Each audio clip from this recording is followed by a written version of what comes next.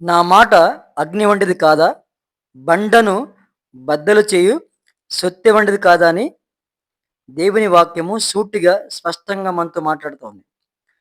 కాబట్టి ఆయన మాట బండను బద్దలు చేయు సొత్తె వంటిది.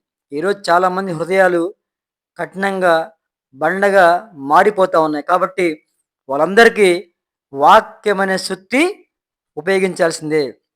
అప్పుడు మాత్రమే వాళ్ళ హృదయంలో మార్పొచ్చే అవకాశం ఉంది. ఈరోజు మరి దైవజనుడు కూడా వాక్యం అనే సుత్తి ఉపయోగించాలి. కఠినంగా ఉన్న వాళ్ళ అనేక మంది హృదయాలు మారాలంటే కేవలం కూడా దేవుని వాక్యానికి మాత్రమే అంత శక్తి ఉంటుంది. ఒకవేళ వాళ్ళు దేవుని మందకి రాకపోవచ్చు. అయినా సరే కంపల్సరిగా దైవజనుడు వాక్యం అనే సుత్తి ఉపయోగించాలి. కఠినంగా ఉన్న వాళ్ళ హృదయాలు మారు మనసు పొందుకోవాలని దేవుని వాక్యము సూటిగా స్పష్టంగా మనతో మాట్లాడుతూ ఉంది. ఆమెన్.